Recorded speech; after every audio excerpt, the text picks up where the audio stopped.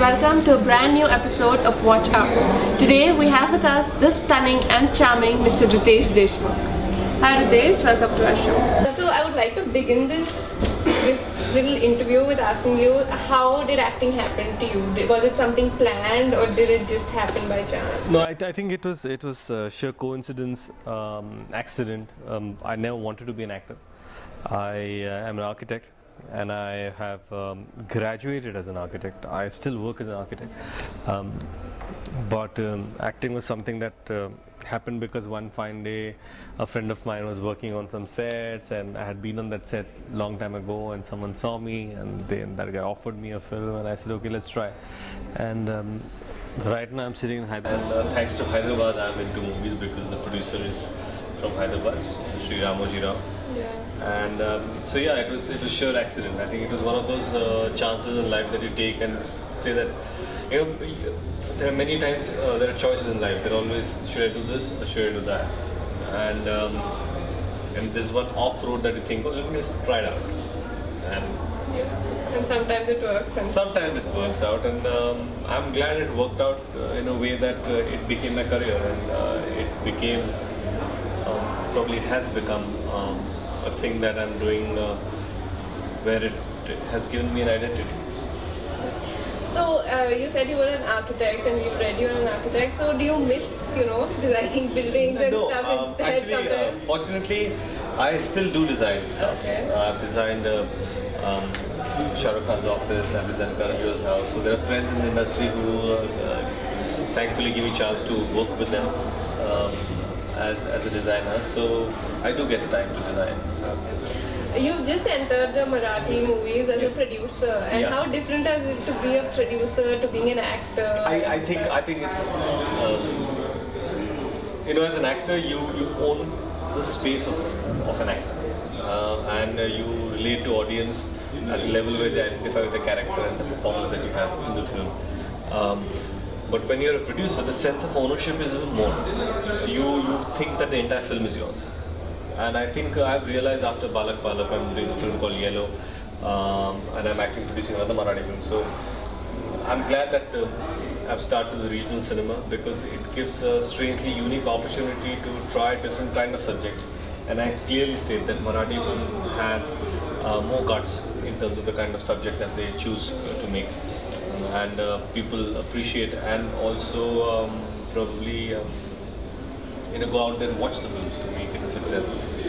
But otherwise, if you try to make the same films, the same subjects in Hindi, they would come across as risky propositions.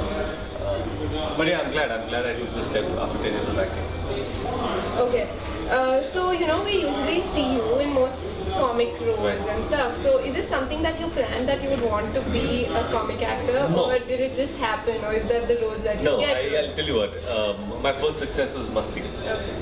Then Kya Phul Hai, and then Bluff Master, and then Mala Mal Weekly, and then Houseful 1, Houseful 2, Hey Baby, Dhamal 1, Dhamal 2.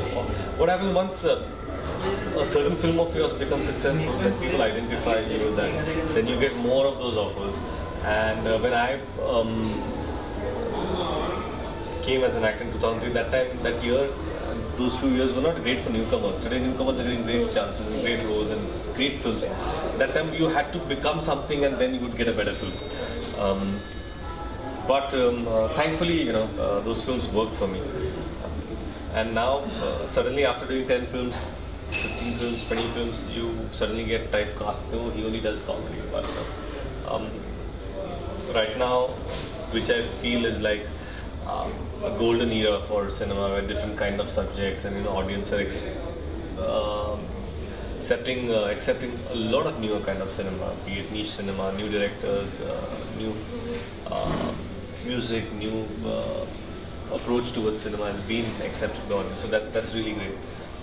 So yeah, I mean, away from comedy, I'm doing a dark role in a film called Villain. So. Okay. So looking forward to that too. Okay. Okay, so you got married a couple of years ago. So how different or how much has your life changed from being a bachelor to suddenly being married? See, I don't think the ideal bachelor kind of life is something that suited my personality in terms of I was seeing Genelia for 10 years, then I got married to her. So my bachelor life was with her. And then I get married to her. And the only regret I have is I wish I had done this before. You know, I didn't need to wait for 10 years, but I think everything has its own timing in life. And, you know, I wish that you draw parallels and you draw lines to films. There was a line said in Dil To Pagal Hai by Shah Rukh Khan, by Madhuri Dixit actually, and she says ke har kisi ke liye koi na koi banaya gaya hai, and that is the beauty of life. And I hope that everyone finds that match in their life where you feel that, you know, that person completes you. As a college student, we, studying media, where, we usually go through different social medias and stuff. So when it comes to Twitter, in college, we are told, we are given an example of your account, your Twitter account, with the way you handle it, because it's supposed to be one of the best ways people on Twitter handle their accounts. So how difficult is for you to be connected to your fans?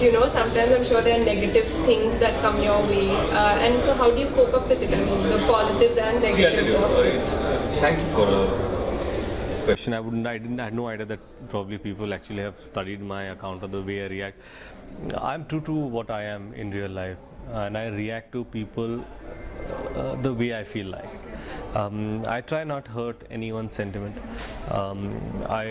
Because I come from a political family, suddenly my tweets which could be political, I curb them, because suddenly if you write something political, then there'll be some other people attacking, not trying to take in the right sense. There's a lot of negativity on Twitter, because Twitter is a defense mechanism where people say, oh, I abused Shah Rukh Khan today, and I said something bad to Amitabh Bachchan, and I said nasty things to Madhuri ji, or I abused Riteish or whoever. It's a certain high, which is fair enough. But it bothers when you read it. But the ideal is that you develop a defense mechanism in terms of just ignore it. Doesn't matter, because there might be few people who do it, but there are tons of people who have great things to say, great things to share. And Twitter is a platform or social media where I think it's a great way to connect.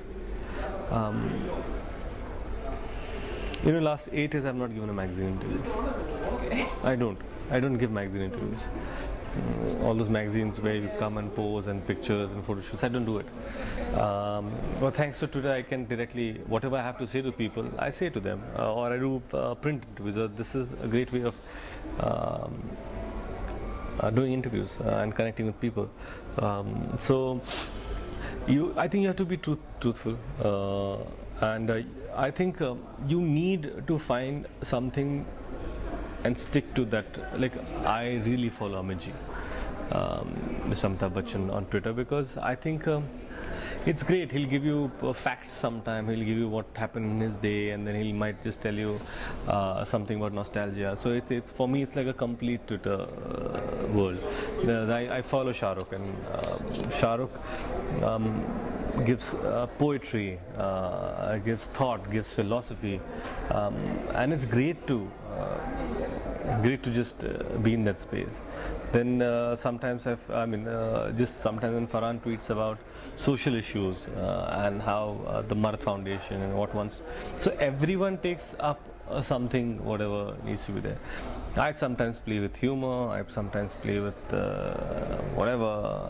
Abhishek is sometimes into sports. So there are a lot of, eventually Twitter will extract the personality that you are on social media. Okay, so my last question to you is, are we ever going to see you somewhere in politics after I enjoy politics, I've always said that, and I think that in the Hindu mythology there was this thing called the Manthan, where the gods and the demons were pulling this huge snake, and that extracted, I hope it's right what I'm saying, extracted the wish and the amrut. I think what's happening in politics today is one of that. I think hopefully in couple of years, whatever,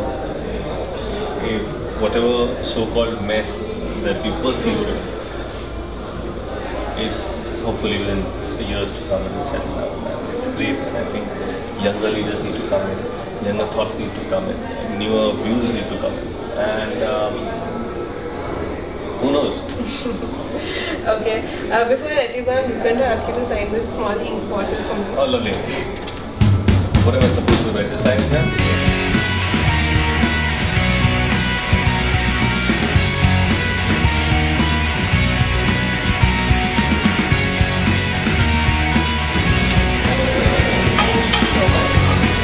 Thank you.